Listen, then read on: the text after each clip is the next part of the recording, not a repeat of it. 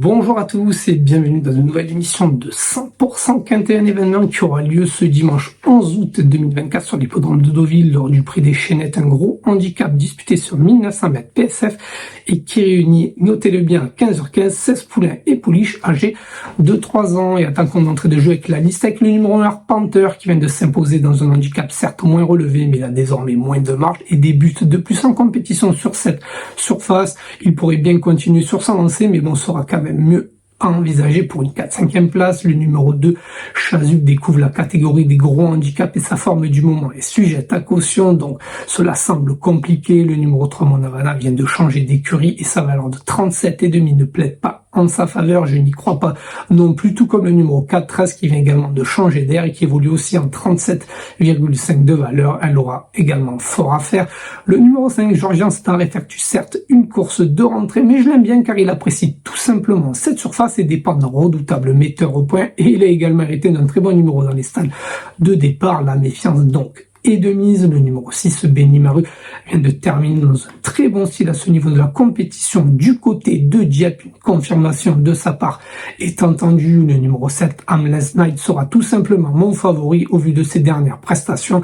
Il est associé une nouvelle fois à Michael Barzanolona et dépend du redoutable André Fab. Tous les feux sont donc au vert. Le numéro 8, Clissos Moer, qui apprécie tout particulièrement ce tracé qui évolue dans sa catégorie, qui a été préparé avec soin, sera également à suivre en confiance. Par contre, le numéro 9, Model Maker, découvre la catégorie des handicaps et sa forme du moment est sujette à caution, donc l'impasse est tentante. Le numéro 10, trop fan, aligne les performances de choix, il pourrait bien se révéler dès ses premiers pas dans cette catégorie. Le numéro 11, Spera, est à racheter car je pense que c'est une pouliche de qualité et Maxime Guyon, qui sera une nouvelle fois en selle, pourrait en tirer la quintessence. Le numéro 12, Human Evolution, malgré la corde numéro 16, mérite un large crédit avec Stéphane Pasquier qui s'en sert à merveille.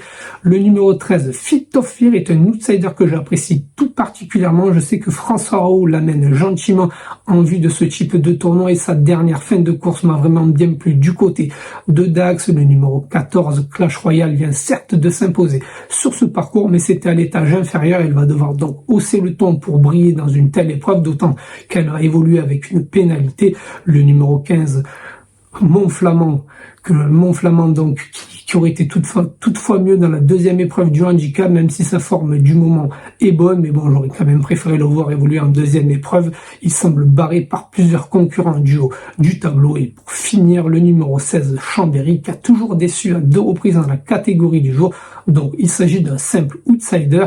Et sur ce, attaquons la deuxième rubrique, le papier.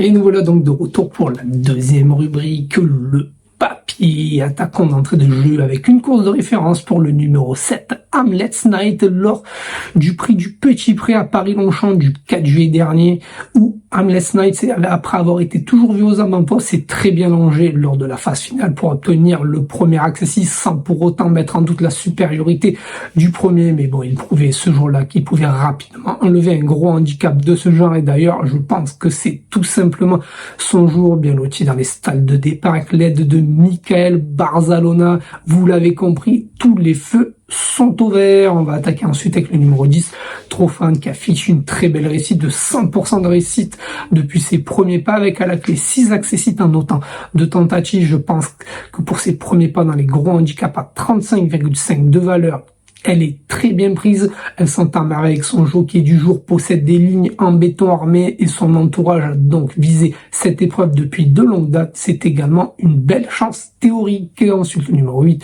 Cliff of Moher, qui aura pour lui de se plaire tout particulièrement sur le parcours du jour. Il affiche 67% de réussite avec à la clé une victoire et un accessit. Il vient de prouver à plusieurs reprises sa compétitivité en 36 de valeur au niveau des handicaps. Christophe Escuder l'a spécialement gardé pour ce meeting d'Audeville.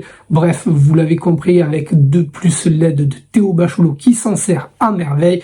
Il a sa place dans la bonne combinaison. Ensuite, le numéro 12, Human Evolution, qui va devoir composé avec la corde numéro 16, mais bon, on aura pour lui d'afficher 100% de réussite avec son jockey du jour qui n'est autre que Monsieur Quintet, Stéphane Pasquier, donc vous l'avez compris, même avec la stade numéro 16, Suleiman Evolution, qui n'a également jamais déçu depuis ses premiers pas avec 7 tentatives, qui a déjà fait ses preuves à plusieurs reprises au niveau des handicaps et qui est donc très bien pris par handicapeur en 34,5 de valeur dans cette catégorie, aura une très bonne chance à défendre. Et pour conclure, on va attaquer la candidature du numéro 13, Fitofir, où elle avait terminé à une très bonne 4e place lors de sa dernière tentative à Dax dans le prix des bouts thermales. Vous allez le voir dans la vidéo. Après avoir attendu à l'arrière-garde en dedans, c'est la Kazakh blanche qui a progressivement été décalée en pleine piste et qui a terminé de plus en plus fort à la 4e place, prouvant au passage qu'elle avait encore de la marge dans cette catégorie bien prise dans le bas du tableau. Elle s'entend avec Anthony Crastus qui la connaît désormais parfaitement et on peut faire confiance à son redoutable metteur au point François Roux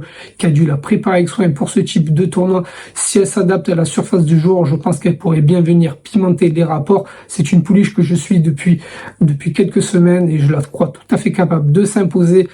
Peut-être que pour ses premiers pas et face au poulain, ça sera compliqué, mais bon, pourquoi pas glisser une petite pièce en simple gagnant placé, la jouer en couple et gagnant placé également avec Hamlet Stite et Trofad, mais ma Fitofir pourrait bien venir pimenter les rapports, je le répète, ne la négligez surtout pas. Donc, après avoir évoqué la candidature de mes 5 préférés, on va passer à la dernière rubrique qui est la conclusion.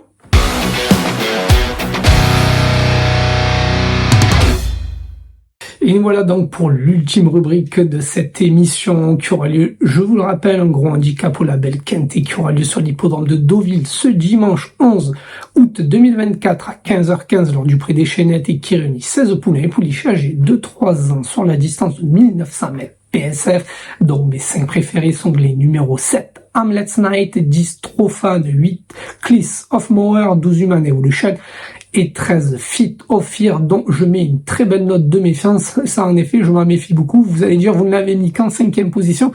Mais bon, face au poulain et face aux concurrents du haut du tableau, c'est peut-être pas pour ce coup-ci, mais bon, on va quand même s'en méfier. Et je sais qu'ici, il y a des amateurs de CPC et je vous conseille de suivre dans la 4e épreuve du programme, donc le 406 Inspiral, qui vise un 3e sacre dans le prix Jacques Lemarois après 2022 et 2023.